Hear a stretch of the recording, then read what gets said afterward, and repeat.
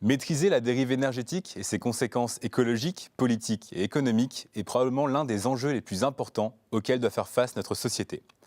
44% de la consommation énergétique française est générée par le bâtiment. Pourtant, vous le savez mieux que personne, des solutions existent pour rationaliser notre façon de consommer l'énergie. Et parmi celles-ci, l'infrastructure technique d'un bâtiment se positionne comme le moteur de sa performance énergétique. Bonjour, je m'appelle Gwenaël et bienvenue à l'Afterwork Aguerre. Pendant la prochaine demi-heure, je vous propose de découvrir les nouveautés que Aguerre a conçues pour vous accompagner dans vos projets de bâtiments tertiaires intelligents. Avant de nous plonger dans le présent, je vous propose un petit flashback sur l'histoire du bâtiment intelligent chez Aguerre. En 91, alors que personne n'y croyait encore, nous lancions Imotebis, un système domotique qui préfigurait l'automatisation du bâtiment tertiaire. En 98, Tebis TS fait son apparition et marque de son empreinte la conception de l'installation électrique. Quelques années plus tard, après avoir enrichi l'offre Tebis avec un nouvel outil de configuration en mode easy, le TX100, nous avons lancé Domovea qui concrétise les usages de la domotique auprès de son utilisateur. Et ce n'est pas fini, on continue à apporter de nouvelles fonctionnalités qui vous permettent de générer du business récurrent dans le résidentiel. Mais aujourd'hui, on n'est pas là pour ça. Aujourd'hui, je voudrais vous parler à nouveau de tertiaire. Chez Aguerre, on sait que le tertiaire, c'est une grande partie de votre activité. Et pour vous accompagner, on a mis en place une équipe commerciale dédiée. Nous pensons que nous pouvons évidemment aller encore plus loin. Alors on est venu à votre rencontre, on vous a écouté, et aujourd'hui, on vous propose une nouvelle gamme KNX dédiée au tertiaire qui fixe un nouveau référentiel dans l'intelligence dans le bâtiment. Cette gamme, c'est 26 nouveaux produits, 3 modules de variation, 6 modules de gestion de volets roulants, 20 modules en off, dont 3 en encastré, et surtout le petit nouveau, le TYK 606E, qui est ni plus ni moins qu'un module 6 sorties avec mesure de courant. Pour les reconnaître, on les a assemblés sous un nouveau système de référence, commençant par TY. Désormais, les références TY chez Aguerre, ce sont les produits qui sont paramétrables uniquement via ETS. Sur leur hardware, mis à part le module avec mesure de courant, on n'a pas vraiment touché grand-chose. Normal, il est reconnu comme étant le meilleur du marché. La vraie nouveauté, c'est à l'intérieur, la vraie nouveauté, c'est dans le soft. On y a mis tout ce dont vous avez besoin, voire plus. Amélioration d'interface, terminologie améliorée, optimisation des valeurs par défaut. C'est pas mal, non? Non? Ok, vous voulez la vraie nouveauté? Alors accrochez-vous, c'est parti, je vais vous présenter toutes les innovations du logiciel. Pour vous donner un premier aperçu, les différentes nouvelles fonctions s'appliquent à ces domaines. La sécurité tertiaire, l'éclairage, l'efficacité énergétique et la gestion de façade, la maintenance préventive. Je vous présenterai différentes fonctions spécifiques qui s'appliquent à l'ensemble des produits de nouvelle gamme. Ce sera pour terminer. Donc si vous avez tout bien suivi, on va commencer par les fonctions qui concernent la sécurité tertiaire, et plus particulièrement par le verrouillage intégral. Pour mieux vous illustrer, je vais commencer par un exemple. Prenons un laveur de carreaux qui fait tranquillement son travail quand tout à coup quelqu'un actionne un BSO. Imaginez ce que risque notre pauvre laveur de carreaux. Ce type de situation peut désormais être évité grâce à la fonction verrouillage intégral. Cette fonction effectue un blocage logiciel de toutes les commandes. Aucune commande ne peut passer au-dessus, même une intervention physique sur le produit modulaire à travers le mode manuel n'aura aucune conséquence. En l'utilisant dans le cas de la gestion de volets ou des BSO, cela permet d'éviter un mouvement potentiellement dangereux pour la personne en activité sur les façades. Toujours dans le cadre de la sécurité tertiaire, la nouvelle gamme embarque une fonction de surveillance des seuils de courant. Ça permet d'avertir l'exploitant ou de bloquer une sortie lorsqu'une anomalie est constatée. Alors ça peut prendre la forme d'un pop-up sur une app, d'une mention sur un superviseur, voire d'un éclairage qui clignote. Cela permet de détecter les prises de courant en surcharge. D'ailleurs, vous avez sans doute déjà eu vent d'occupants de bureaux qui prennent quelques libertés en branchant des convecteurs alors que les prises ne sont pas dimensionnées pour. Et bien maintenant, les exploitants en seront avertis et pourront prendre les mesures qui s'imposent. Cette même fonction permet aussi de détecter les anomalies, par exemple un moteur de ventilation qui s'emballe. On pourra alors couper directement son alimentation dès que l'anomalie est constatée et ne pas risquer de dégâts techniques trop graves. Pour conclure avec la sécurité tertiaire, je vais vous parler des fonctions d'alarme. Alors il faut savoir que les produits de la nouvelle gamme disposent désormais de 3 niveaux d'alarme. Les produits de la génération précédente embarquaient que 2 niveaux. Maintenant, sur les produits de la nouvelle gamme KNX, vous pouvez ajouter un niveau d'alarme supplémentaire. Notons que les alarmes sont bien sûr priorisables sur les 3 niveaux. Prenons le cas des alarmes liées à la météo. Avec les produits de l'ancienne génération, il était possible de monter les stores en cas de vent pour les protéger ou de les descendre en cas de pluie afin d'éviter que les vitres ne soient sales. Maintenant, on peut en plus de ça bloquer tout mouvement en cas de gel. Cela veut dire que les volets ne pourront pas être actionnés même manuellement lorsque la température est trop basse. Ça évitera donc qu'ils soient endommagés à cause d'un mouvement déclenché alors qu'ils sont déjà gelés. Passons maintenant à la fonction plus spécifique de l'éclairage. Sur tous les modules d'éclairage de la nouvelle gamme, on a ajouté une fonction assez sympa qui permet de générer automatiquement le clignotement. Alors ça permet en fait d'avertir les occupants d'un lieu de façon assez simple. Au niveau des applications, les possibilités sont assez larges. On peut imaginer une salle de sport qui fait clignoter l'éclairage pour annoncer la fin de la réservation d'un terrain de squash, ou encore un bar qui en fait de même pour annoncer le début d'un happy hour. Le clignotement peut aussi être une alerte en cas de danger, un niveau de CO2 anormalement élevé par exemple. On peut aussi imaginer le même type d'application en variation. Alors passons maintenant à la gestion de façade avec par exemple les fonctions de sun tracking. Avec la nouvelle gamme KNX, la programmation a été largement facilitée. En fait, les objets de commande ont été dédoublés afin de distinguer le pilotage des stations météo du pilotage manuel. On peut donc facilement gérer de front la commande locale et la gestion de façade. Prenons l'exemple d'un immeuble de bureau où les façades sont gérées par une station météo. Une réunion a lieu dans une salle, mais il y a trop de soleil pour que l'on puisse bien lire l'écran. Naturellement, l'instigateur de la réunion va vouloir fermer les volets. Or, la façade est en optimisation des apports. Avec les modules de la nouvelle gamme, il est possible de faire en sorte que la commande locale prenne le dessus sur les informations de la station météo, et ce de façon totalement transparente pour l'utilisateur. Une fois la réunion terminée, l'optimisation des apports pourra reprendre et se poursuivre automatiquement lorsque les participants auront quitté la salle. Pour vous illustrer la fonction suivante, je vais faire appel à vos souvenirs. Vous avez sûrement déjà été confronté à des clients particulièrement exigeants vis-à-vis des dépenses énergétiques. Et certains peuvent aller très très loin dans leurs demandes. Avec la nouvelle gamme, vous allez pouvoir leur proposer de désactiver les LED sur les modules. Alors, il suffit pour cela d'ajouter un contact sur la porte de l'armoire. Les LED ne s'allumeront alors plus que lorsqu'il sera nécessaire, c'est-à-dire lorsque les actions de maintenance doivent être effectuées. Au-delà de cet aspect, cela permet également d'éviter d'avoir ajouté une alimentation lorsqu'on est en limite de charge. Alors, je vous propose maintenant d'aborder les fonctions de maintenance préventive avec tout d'abord des fonctions de comptage. Il faut savoir que la nouvelle gamme KNX tertiaire permet de compter non seulement le nombre d'heures, mais aussi le nombre de commutations. Dans le premier cas, ce sera plus adapté à la gestion des lampes fluo-compactes. Dans le second, ce seront plutôt les CFL ou les lampes à LED qui seront concernées. Vous savez bien sûr qu'au-delà d'un certain nombre d'heures de fonctionnement, ce sont les allumages et extinctions successifs qui vont impacter la durée de LED de ces produits. Concrètement, ça va permettre à l'exploitant d'éviter facilement les ruptures de service. Et surtout, il pourra organiser les actions de maintenance avant même l'apparition du défaut. Un superviseur peut lui indiquer que tel ou tel appareil, lampe ou VMC, arrive bientôt en limite de capacité. Il pourra donc programmer le remplacement de l'appareil lors d'une prochaine visite du bâtiment. Il n'aura pas à se déplacer spécialement dans l'urgence quand l'appareil est hors d'usage. Mais ce n'est pas tout. Toujours dans le cadre de la maintenance préventive, des fonctions de diagnostic permettent d'identifier les causes d'éventuels problèmes. Alors ce qui permet logiquement à l'exploitant de mettre en place des actions correctives adaptées. Tout d'abord, les variateurs sont désormais capables d'identifier surcharge, surchauffe ou surtension. Les nouveaux modules de sortie, quant à eux, peuvent également détecter une fréquence de commutation trop intensive. Ces dysfonctionnements pourront être communiqués à l'utilisateur et peuvent même être programmés pour entraîner automatiquement un blocage du produit. Par exemple, on pourra définir qu'au bout d'un certain nombre d'appuis répétés sur une commande locale, cela signifie qu'un utilisateur est en train de s'amuser et donc de gaspiller de l'énergie. On peut donc programmer l'arrêt de la fonction en conséquence.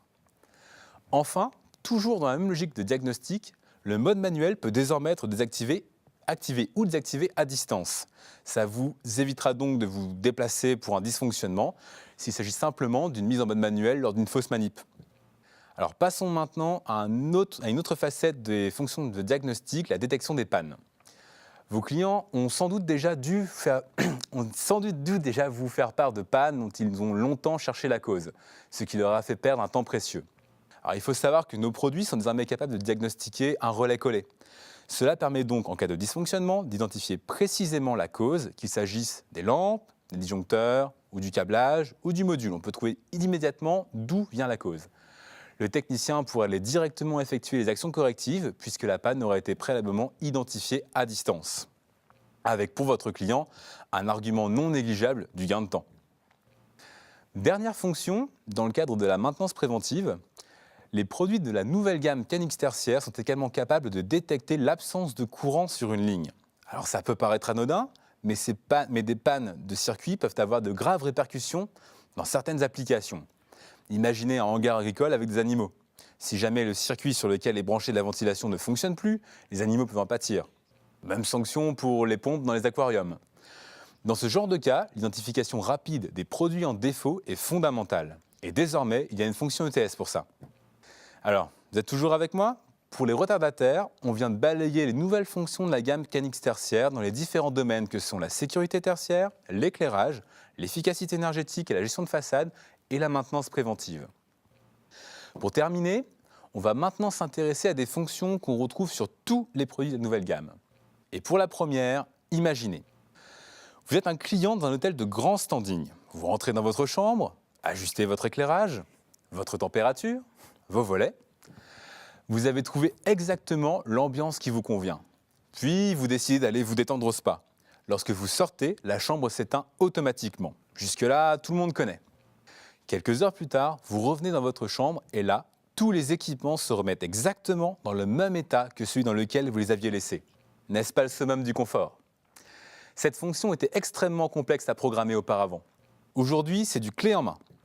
Avec la fonction mémorisation, vous embarquez directement l'éclairage, les fonctions on-off, les volets et la variation. Je vais rester sur le même exemple pour vous décrire la fonction suivante. Le lendemain, la femme de ménage passe dans votre chambre. Ce serait dommage qu'elle modifie vos réglages favoris. Eh bien, grâce à la fonction blocage d'objets, il est possible d'inhiber la fonction mémorisation. Alors concrètement, avec les produits de la nouvelle gamme CANX tertiaire, vous pouvez bloquer l'activation d'une fonction sous condition grâce à cette fonction blocage d'objets.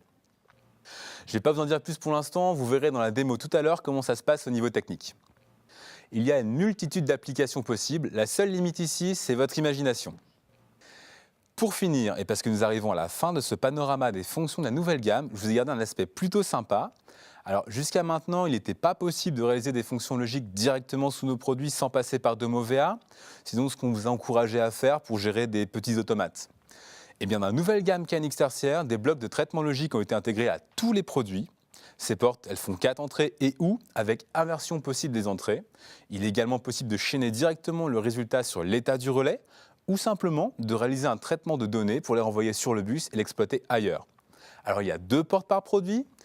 Une installation de 10 modules de sortie vous permet donc de traiter jusqu'à 20 fonctions logiques avec jusqu'à 80 paramètres d'entrée différents.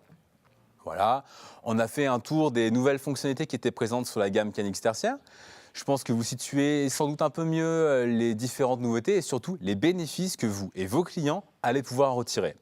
À présent, pour aller encore un peu plus loin dans le détail, j'invite Philippe Mallier, qui est formateur chez nous, formateur CANX, à nous rejoindre. Bonjour Philippe. Bonjour Gwenaël. Et donc Philippe va nous présenter sous ETS les différentes évolutions dont je vous ai parlé. Alors on va commencer, s'il te plaît, par l'optimisation de l'ergonomie, la présentation dans les bases. Comment ça se passe ? Alors, je vais prendre pour exemple donc le module 6 sortie que tu citais tout à l'heure. Donc, je voudrais vous rappeler déjà la segmentation entre les fonctions qui permettent de sélectionner les fonctions des produits. Et j'en profite au passage pour vous montrer qu'ici, on a intégré les fonctions Store Volet, donc désormais disponibles sur les modules 4 et 6 sorties, donc ce qui permet d'optimiser au mieux l'usage de ces produits-là. Mon module 9, maintenant, peut gérer des volets. Oui. Donc je peux utiliser un seul module pour gérer une chambre d'hôtel, comme on va le voir, par exemple. Une chambre d'hôtel, par exemple, qui sera la base de notre exemple suivant. OK. Donc avec la possibilité ici de sélectionner donc les fonctions sortie par sortie. Donc, ce qui nous donne au niveau des objets le strict nécessaire. Donc pour mon module 6 sorties, 6 objets de commande et 6 objets de retour d'état. Alors quand je vois ça, je me dis qu'il n'y a pas beaucoup d'objets dans ces produits. Alors effectivement, il n'y a pas beaucoup d'objets, mais ils apparaissent au fur et à mesure de la sélection des paramètres. Si je prends par exemple l'exemple que tu citais tout à l'heure, qui est notamment l'objet activation ou désactivation des LED, vous avez ici la possibilité de l'activer, et donc cet objet apparaît ici, ce qui permet donc, comme tu le citais dans l'exemple tout à l'heure, d'éteindre les LED du produit lorsque les armoires, les portes d'armoire sont fermées. Donc je retrouve les paramètres, mes objets dispo au fur et à mesure que je fais mon paramétrage, et du coup ETS ne me propose que les objets dont j'ai besoin. Exactement. Ok. Alors je parlais de la chambre d'hôtel tout à l'heure. Est-ce que tu peux nous faire une démonstration de la fonction mémorisation comme je l'ai exprimé ? Alors, je pars pour cet exemple-là d'un exemple préconfiguré, donc qui ici est basé sur l'utilisation d'un produit 6 touches, donc 4 touches individuelles pour nous régler les sorties éclairage. Une touche quitter qui permettra au client donc de signaler le départ de sa chambre et une touche retour qui permettra au client de signaler son retour dans la chambre. Donc le module de sortie en question et ensuite un BP local pour la commande de store. Donc nous allons ici paramétrer donc la fonction mémorisation qui s'appelle donc dans ETS la fonction preset. Donc la fonction preset est disponible sur chacune des sorties avec un ou deux objets. Pour notre fonction ici, un seul objet suffira. Donc nous avons la possibilité ici de définir un objet, donc sur cet objet preset, un état lorsque le client va quitter la pièce. Et donc en quittant la pièce, je vais avoir une action, ainsi que la mémorisation de l'état des sorties. Donc je vais ici partir, pour mon exemple, le client quitte la pièce, donc il va éteindre la pièce. Et quand il va revenir dans la pièce, donc nous aurons mémorisé l'état des sorties. Donc je vais lui dire état avant le preset. Et donc ce qui aura pour effet de rappeler la position des sorties au moment de la mémorisation. Donc là, j'ai un bouton mémorisation de ma configuration plus extinction générale. Donc il faut que tu le dupliques, j'imagine, sur toutes les sorties. Sur toutes les sorties, y compris, si je reprends l'exemple de tout à l'heure, avec ma commande de volet. Donc nous avons ici 4 commandes binaires et une commande de store volet. Et nous retrouvons bien évidemment la fonction preset dans la commande de store avec les mêmes types de réglages lorsque le client quitte la chambre et lorsque le client revient dans la chambre. Okay, quand tu reprends les objets, maintenant j'imagine que tu vas les retrouver directement. Donc nous retrouvons dans les objets, donc tous les objets de commande de store, plus les 2 objets de preset pour ma commande binaire et ma commande de store. Ok. Alors tout à l'heure, j'ai aussi évoqué la fonction blocage d'objets avec l'exemple de la femme de ménage. Alors est-ce que tu peux nous faire le paramétrage pour montrer comment ça se passe ? Alors vous connaissiez sans doute la fonction blocage qui permettait jusqu'à présent de bloquer des sorties.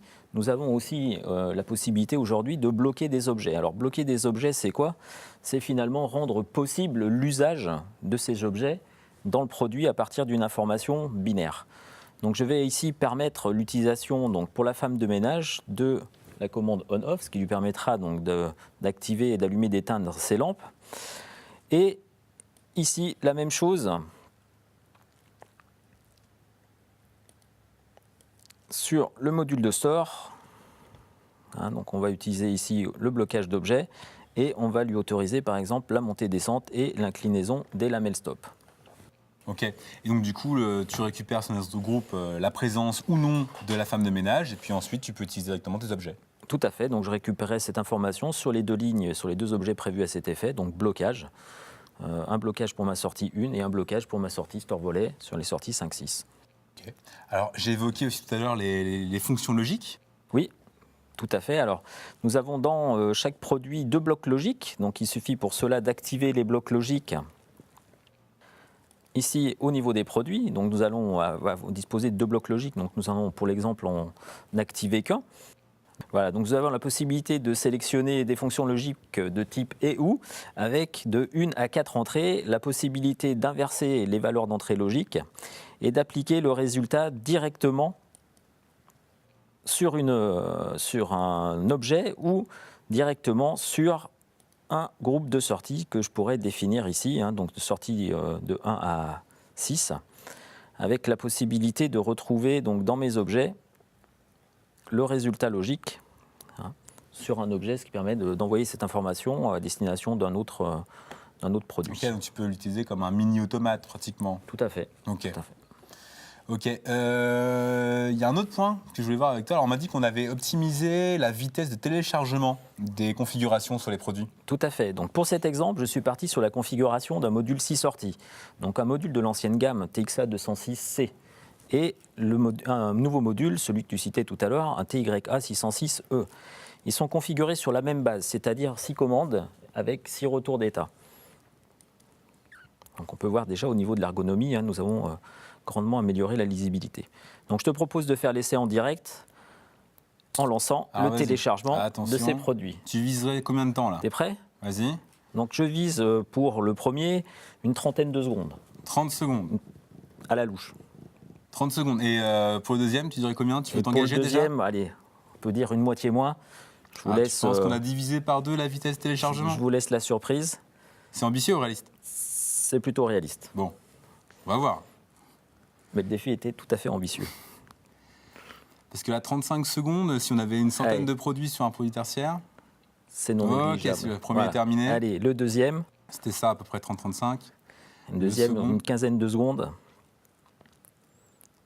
Si tu divises par deux, je ne sais pas ce que vont faire nos clients pendant le téléchargement. Voilà. Écoute, ouais, moitié moins. Plutôt pas mal. Moitié moins. Alors, merci pour la démonstration. Sujet, je vois que vous êtes nombreux derrière vos écrans et ça commence à faire pas mal de monde qui pratique ETS en France. Et finalement, vous vous connaissez tous un petit peu. Vous vous croisez dans les salons, dans les formations et surtout, il peut arriver que vous soyez en concurrence sur les mêmes affaires. D'ailleurs, vous n'avez jamais demandé qui était le meilleur, qui est le plus technique ou qui est le plus créatif. Alors, si on se rencontrait pour le savoir, une bonne fois pour toutes, je vous propose qu'on se retrouve le 24 et le 25 septembre à Paris, juste après IBS, pour la première compétition de programmation dans l'univers KNX. Ça vous tente? Alors, restez connectés, vous aurez bientôt de nouvelles. Merci beaucoup, je vous souhaite une bonne soirée et à bientôt pour le concours Shake My KNX.